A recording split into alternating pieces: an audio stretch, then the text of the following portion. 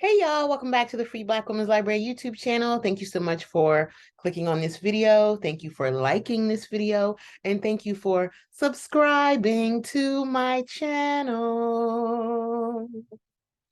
Welcome back, y'all. Welcome back to the Free Black Women's Library YouTube channel. So today I'm talking about a book and a TV series called Kindred.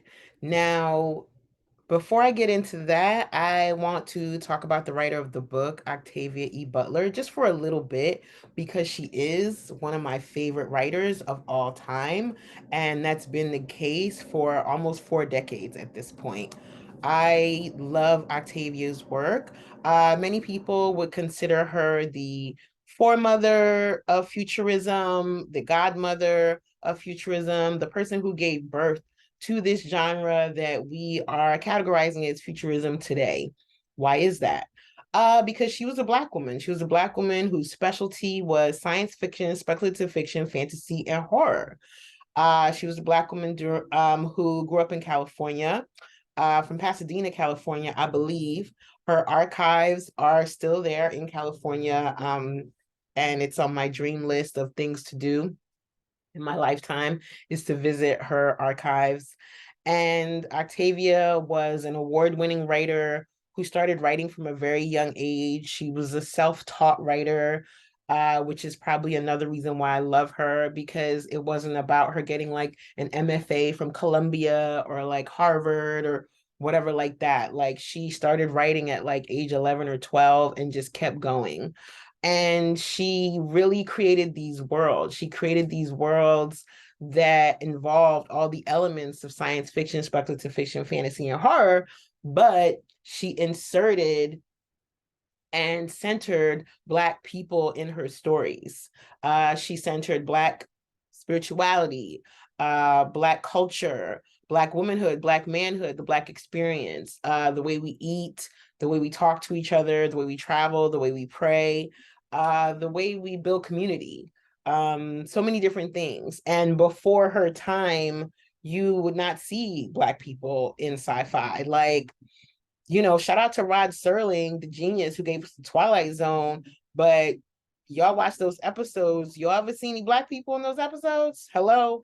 You watch like Alfred Hitchcock, science fiction, fortunately, in 2023 is no longer considered white male genre, because of people like Octavia, and because we now have people like Tananarive Due, Nalo Hopkinson, N.K. Jameson.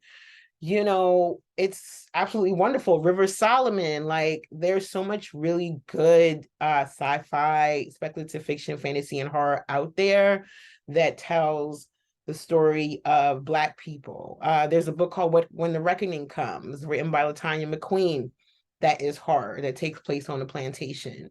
So what a time to be alive. It's very exciting, especially for people like me who love world building, who love stuff like time travel, who love stuff about like people with powers, who love stuff about dreams and magic. It's beautiful. It's a wonderful thing. And something that's really exciting, and I don't know if it's a trend, but it's really exciting because Octavia Butler's work is now getting more press and more pub. Now, this is the writer who actually made me start collecting books.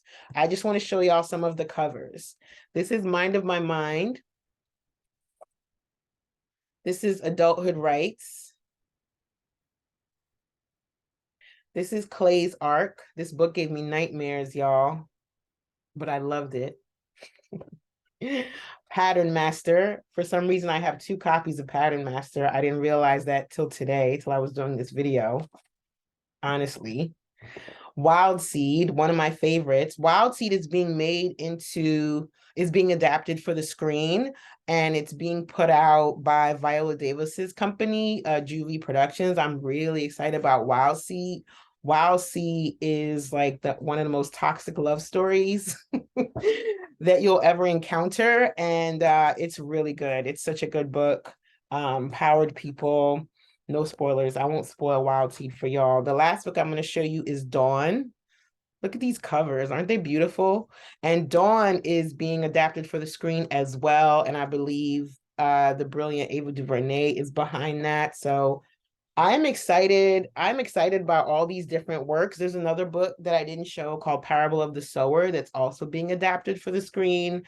And I believe that Nnedi Okorafor, who's an amazing writer, is writing that script. So what's exciting about all these different projects is not just because they are Octavia Butler's works, but because there's Black women behind the screen, not just in front of the screen, but behind the screen that are shaping these stories. So I am really feeling like really optimistic and really excited. And what I'm hoping for and praying for as a set decorator is that I get to work on an Octavia Butler project at some point in my life as a set decorator or a set dresser.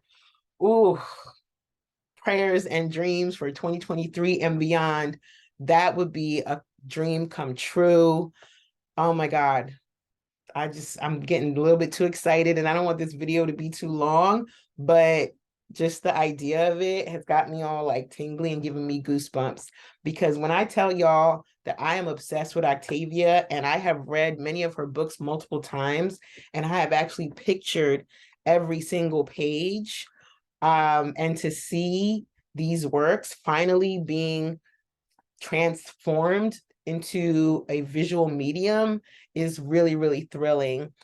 And I'm sure there are people out there who can relate to what I'm saying. Like there's a large population of the world that loves Octavia and understands like her brilliance. And we've been waiting to see her books being made into something, because the stories are radical. And part of why I love her work is that she always has these Black women characters at the center, and they're always very empowered, very determined, very smart, very creative, very witty, and just have like a sense of self and have like a strong sense of agency. And what's happening around them and inside them doesn't really throw them off their square, right? They're just like, so they're really inspiring and incredible characters. Octavia's life as a writer is a really inspiring and incredible one. So yeah, that's my Octavia rant. I think I'm probably gonna say more stuff about her, but I just want to encourage folks who may not be familiar with her work, who are watching this, to definitely read her stuff. You can start with her short story collection, which is Bloodchild.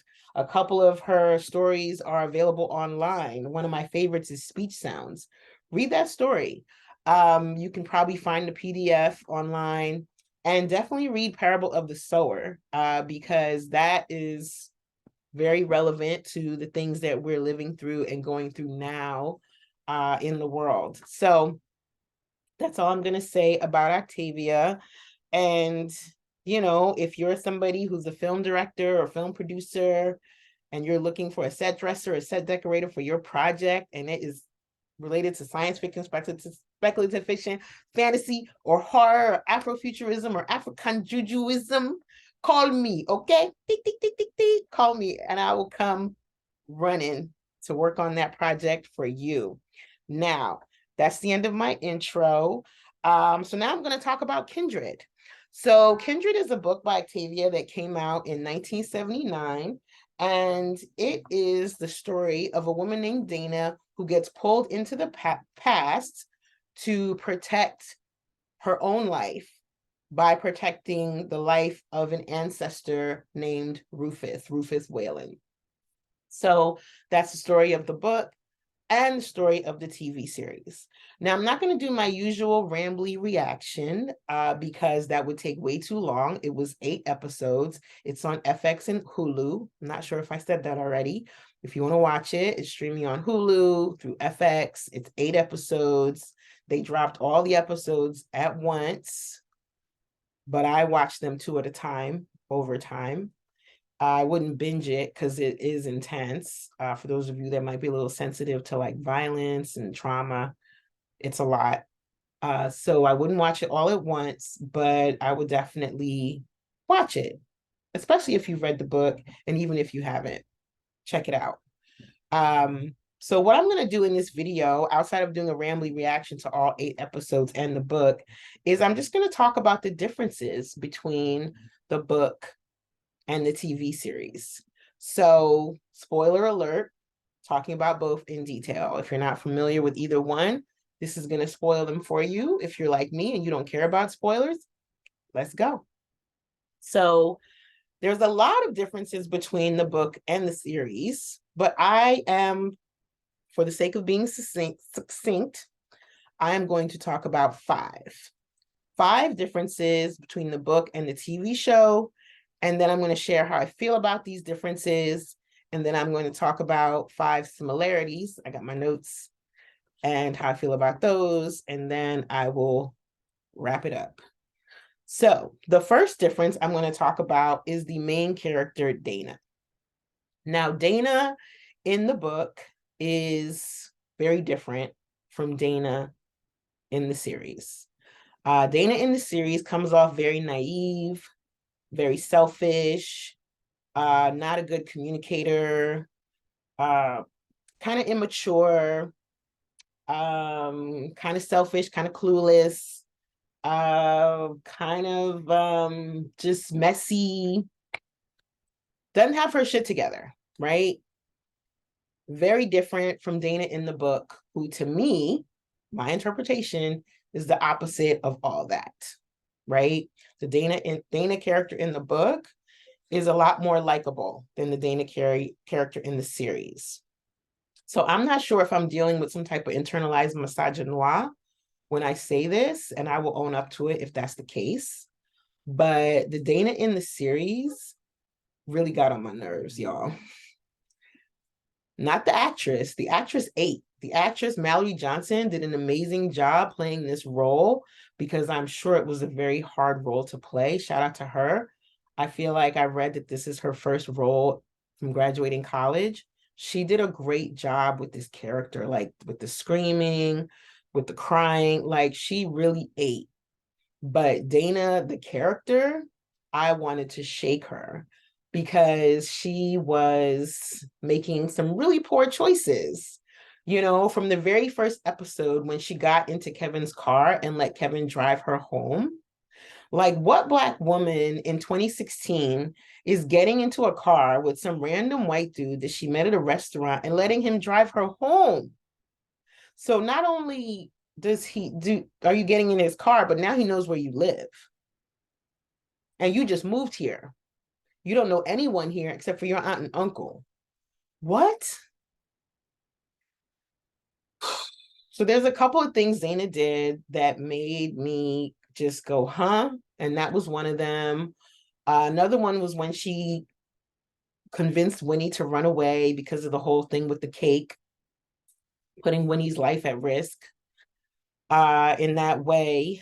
Another one was her response to when Marjorie and her sister and Rufus decided to pack up and leave. The way she kind of like attacked the wagon and was like, no, no, no, you can't leave, you can't leave. How are you telling this mother what she can't do? Like, it's 1815. Like, that's something. I've read slave narratives. No, that's not even realistic. It doesn't even make sense. Like, y'all read this book called They Were Her Property that talks about the legacy of white women within slavery times. If if something like that had happened, like, Dana would have been whipped, you know? The way you don't even look a white person in the eye, let alone try to tell them what to do. And I know that Marjorie was horrible to Dana in the series, but I'm talking about next level brutality. Read They Were Her Property, and it'll tell you the way Black people suffered under the sociopathic nature of slavery with white women at the helm of it. Like, y'all. So that part bothered me. Yeah, I just felt like, I don't know why they decided to make Dana like that. Maybe she'll grow a little bit more in season 2. But even the way she let the cops into her home, like, y'all know not to let cops into your home, right? Like, y'all know that you don't need to let them in. When they come knocking at your door and say, "Can I come in?" You don't even have to open the door. Okay. She let them in her home. Like, I was like, whose child is this? But then Dana's an orphan, so maybe she doesn't know any better. I don't know. I don't know. So it was hard for me to like the Dana in the series. When the Dana in the book, I actually appreciated her strength and her commitment to her own life, and her determination. The Dana in the series, I was just kind of like, what is you doing, child? What are you doing? So moving on. The second difference between the book and its, oh, how do I feel about that difference? I am not sure. I'm not sure because I want to tackle, if it's internalized misogyny, I want to tackle that. And I don't necessarily need to like a character to root for them, but it was really hard for me to relate to Dana, to relate. I'll say that. And or to see myself in her, which I shouldn't have to do that to enjoy a show. Anyway, moving on. Number 2, second difference, Kevin. Now, this is another character analysis moment, I guess. The Kevin in the series is very timid, unstable. He's an addict in recovery. So he's tackling some inner demons, as some people like to call addiction, which I do not. I believe addiction is a disease, and I completely, you know, give love to anyone who's in recovery, who's battling addiction, because I know that shit is not easy. So shout out to you. If you're pushing through, take it one day at a time, work your steps, okay? And the Kevin in the book is actually a best-selling writer. He's actually a very successful writer. He's actually very smart. He's a little bit full of himself. He's a little cocky. He's a confident man. He's got himself together. He is having a moment of writer's block, but still, he's got his shit together. The Kevin in the series does not. Like, the Kevin in the series is a failed musician, squatting, renting a room out of his sister's house. He's a waiter, and he is in recovery. So, distinct difference once again. And I'm not sure why they decided to change these elements about both Dana and Kevin. Like, the Dana in the series also has a lot of money and wants to be a TV soap opera writer. The Dana in the book is a writer as well, but not soap operas.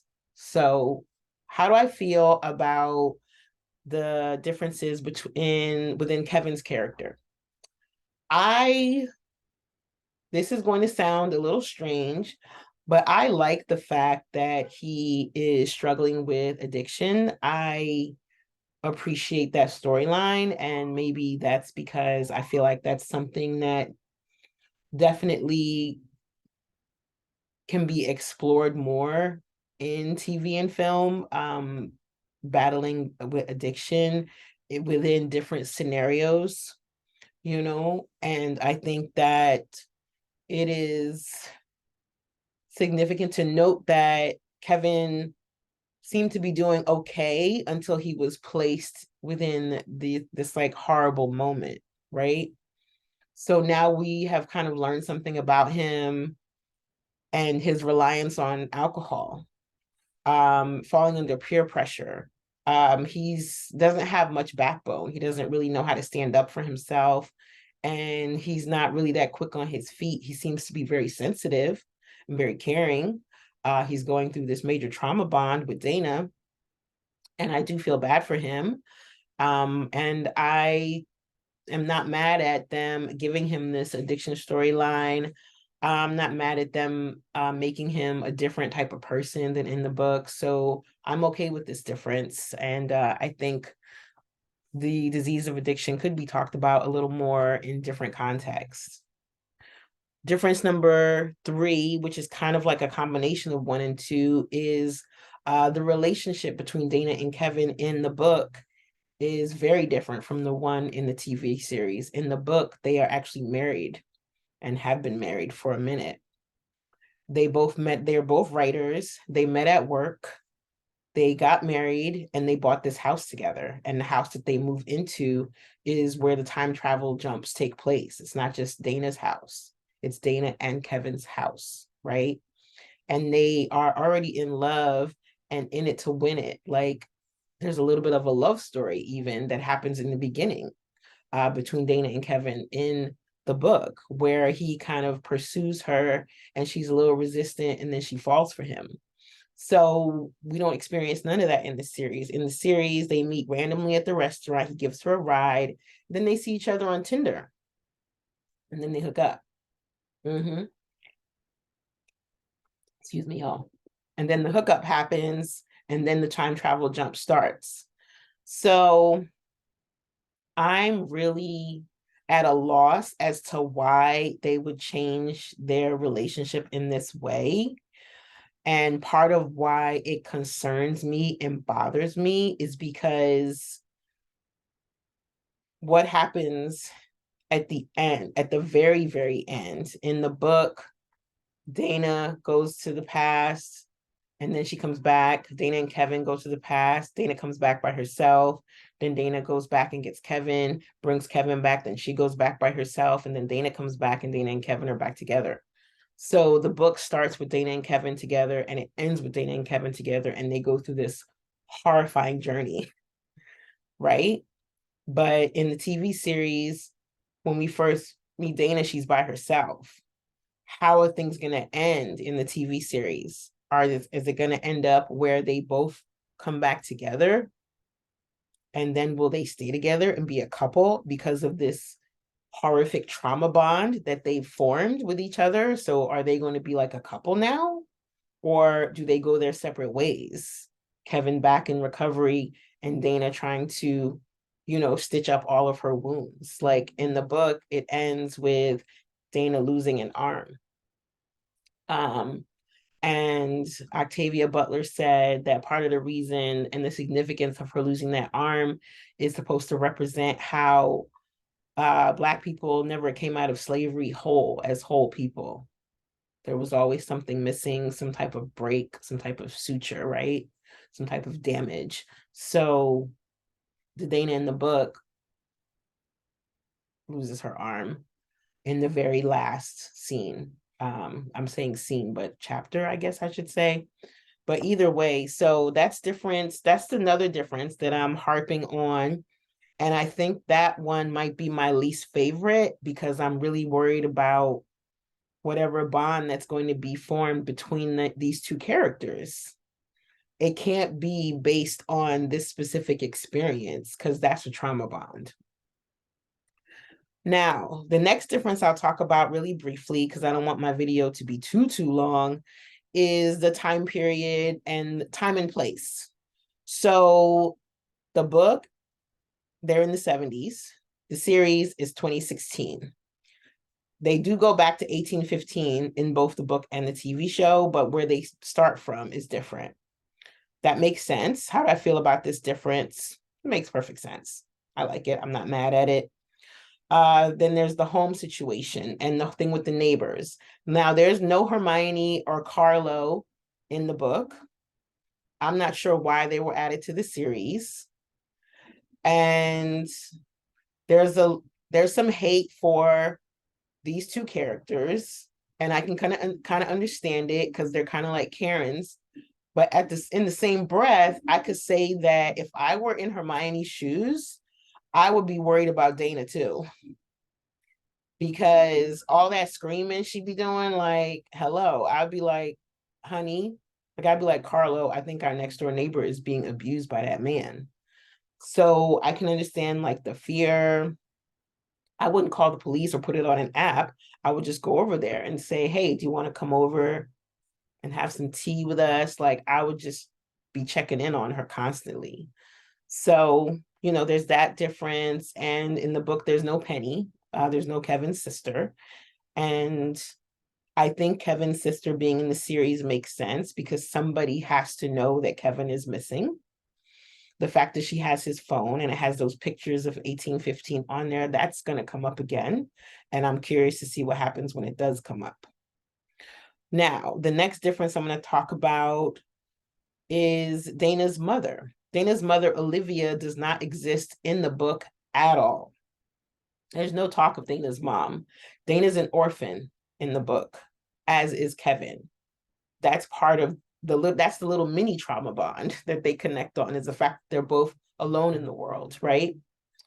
So in the series, we have this brand new character named Olivia, who is actually Dana's mom, who was also pulled back into the past and has been there for a long time, living as a free Black woman in her own home, living as a roots woman, a medicine woman, a healer, delivering babies, helping people, I think, move towards freedom. In a way, her house is like a safe haven, maybe a stop on the Underground Railroad. I might be reading too much into it, but it seems like Olivia, aka Dana's mom, has really found like a sense of purpose and a sense of like power in who she has become. She's been living in this time for about 11, 12 years. She disappeared when Dana was a child, and she doesn't want to go back to the present day. She wants to stay right where she is, take care of Alice, and help whoever she can. And, this is something that breaks Dana's heart, which makes perfect sense. Like, she grew up without a mom, and now it's like she finds her mom again, and they're together. Like, I'm sure that's like every orphan's dream, is to find their mom again, right? Connect to their mom again, spend a little time with their mom again, right? And Olivia's like, no, I'm not coming back with you. Not only am I not coming back with you, I'm sending you back and making you think that I'm trying to kill you. Like, it's to that degree. And let me tell y'all, how do I feel about this difference? I actually love it.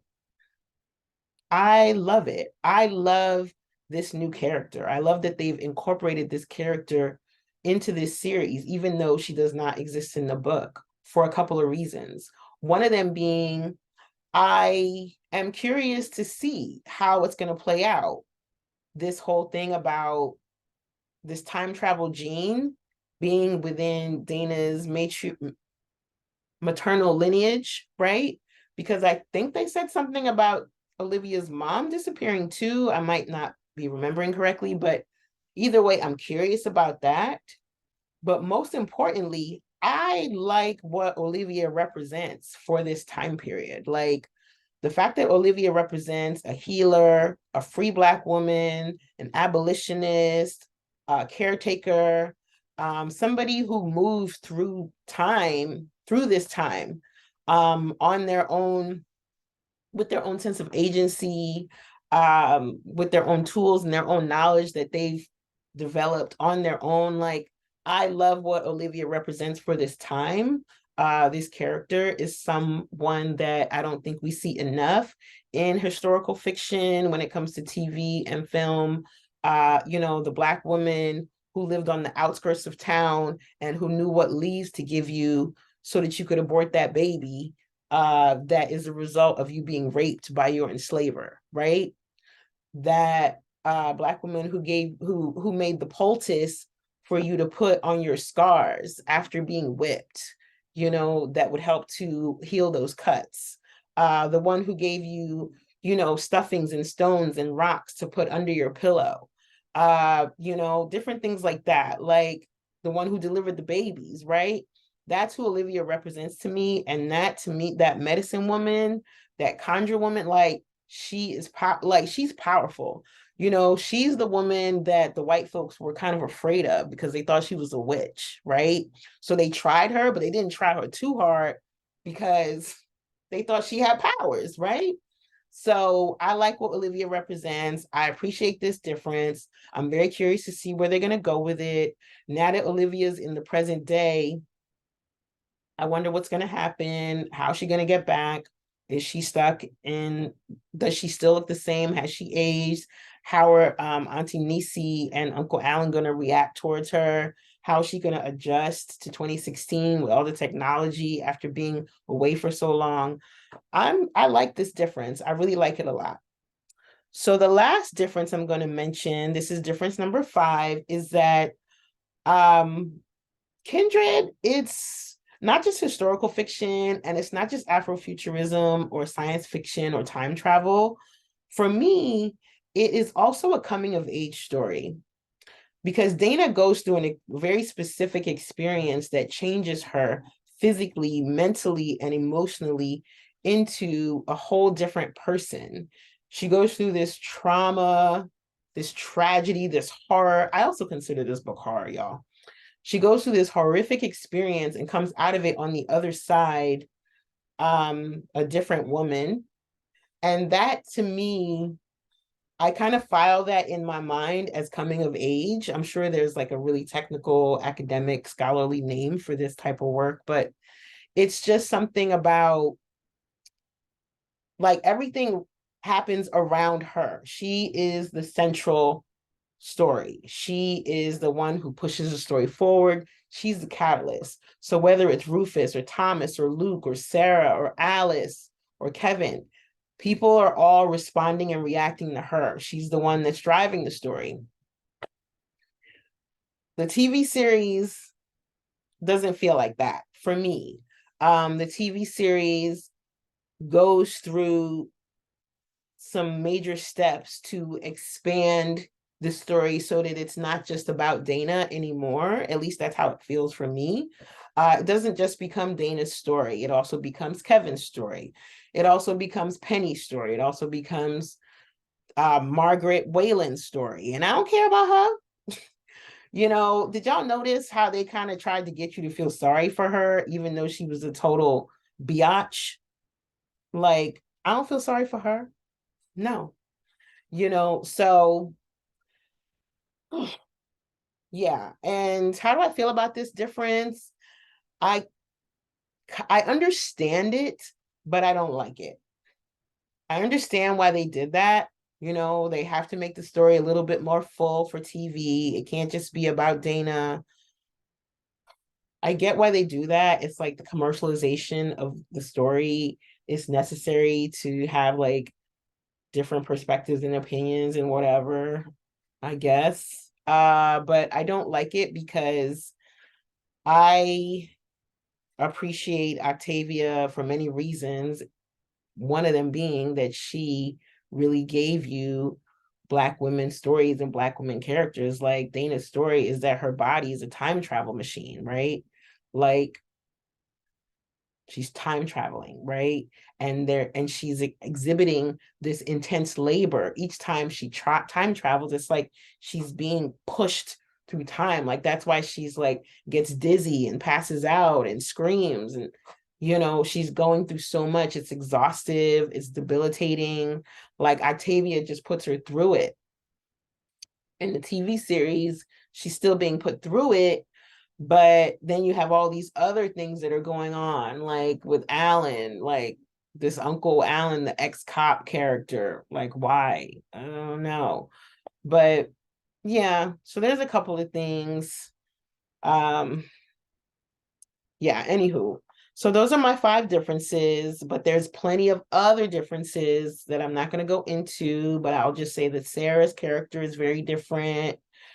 Uh, yeah, the whole thing about the uncle, he's not in the book at all. Like, yeah, either way, let me talk about the similarities.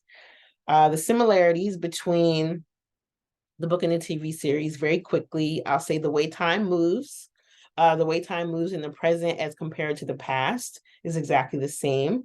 Time moves a lot slower in the present. Time moves in the past quickly. So 3 years in the past is equal to like 2 days in the present. That's the similarity about Dana and the reason she gets pulled back every time she gets pulled back is that when Rufus is either afraid of his life or thinks he's about to die, not afraid of his life, in fear of losing his life or thinks he's about to die, Dana gets pulled back. Similarity number 3, Rufus is a brat in the book and the TV series. Rufus is just like a horrible person. He's a horrible, obnoxious, racist child who grows up to be a horrible, racist, obnoxious person. And let me tell y'all, some of the acting that's being done by this little boy is just like perfect. Because I definitely do want to like bop him. Rufus in the book has like a death wish, like drowning, setting in things on fire, falling out of trees, just like the TV series. So yeah, that's a really good similarity. I'm glad they stayed consistent with that. Similarity number 4, the wounds are real. Whatever Dana experiences in the past, when she gets pulled back to the future, she's got the scars and the blood and the bruises from that experience, and that she can take things back and forth. In the book, she takes like, medicine, like aspirin back with her when she goes to the past. And she also takes a map, which Rufus makes her burn. Either way, so that whole thing with the phone going back and forth, I'm curious to see what more will happen in the next season with that. So the 5th similarity is that Dana is determined to live and she's determined to survive, just like in the book. So there's no point in the book where Dana's like, you know what, fuck it. I don't care if Rufus dies, if that means that I don't exist. So what? I can't deal with this anymore. I can't deal with this plantation life. Like there are some horrible, horrible things that Dana in the book has to do, right? And she does it because she is determined to live and survive. Similar to the Dana in the series. The Dana in the series, you don't sense a type of kindred that she has with the other enslaved folks on the plantation, whereas the Dana in the book actually does try to be in community with the other enslaved folks. She does try to connect with them. She does form relationships and bonds with them, but Dana in the series is not doing that at all. So yeah, so that's a similarity. At no point in the book or the series does she think about giving up, right? She wants to live. She wants to survive it all. So yeah, so those are all the differences I'm going to talk about, as well as similarities. Another similarity is the Dana in the book is 26. The Dana in the series is 26. Yeah. So overall, I will say that the show, it didn't blow me away. That's because I had high expectations, and that's on me. But I do notice that the people who don't like the series as much are people who are very, very familiar with the book and very familiar with Octavia. Like the Octavia super fans, the Octavia people who've read Kindred, taught Kindred, had deep conversations about Kindred with their friends and their book buddies. Those folks don't seem to like this series as much as the people who have not read the book and aren't familiar with Octavia. Like I've listened to some podcast reviews and I've read some reviews online and like social media posts and stuff. And it seems like people who are not familiar with Octavia or the book really enjoyed the series and really thought it was amazing and can't wait for season 2. So I think that is because some of us were just really attached to Dana as a character.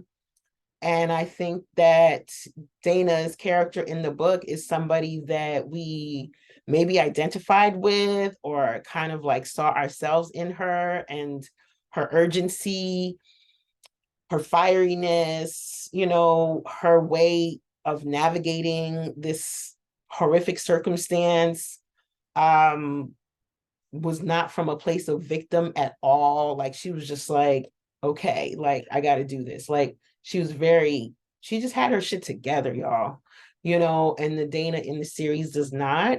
And I think that might be the reason why uh, those of us aren't loving it, didn't love it as much. But I will say that I do want a season 2. I want more.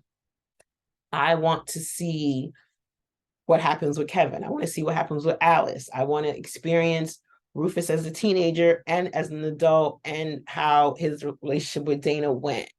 You know, I want to see what happens when Dana goes back. I want to see how Olivia fares during present time. Like, I'm very curious. So they do got me hooked, y'all. They got me hooked. And the in the book, Dana is a full-grown adult. I'm sorry. I'm sorry, y'all. Let me get it together. Rufus is an adult in the book, and the book ends with Dana killing Rufus. I told y'all there was going to be spoiler alerts in this video, so I hope y'all not. The book ends with Dana killing Rufus. And so I want to see if they are going to go there with season 2 or maybe season 3, because the series it moves slow. So if they're going to keep that same pace, they're going to need at least 3 seasons to tell the whole book. And I want to see if they're going to go there, if they're going to go to that place, because what happens is Rufus tries to rape Dana, and so she kills him. But at that point where she's killed him, her ancestor has been born, which is Hagar. So let's see if they go there, y'all. I want to see. I want to see. So for those of you who watched this entire video, I know it was long. I had a lot to share. Please give me a thumbs up and leave me a comment letting me know what you think of the book, what you think of the series, what do you think of the changes, and what are you excited about when it comes to Octavia Butler's next work? I'm excited about all of it. I'm excited about Parable of the Sower, Dawn, and Wild Seed. I'm not going to front. I'm excited about all 3. I think Parable of the Sower might be my favorite book by Octavia, but still, I can't wait.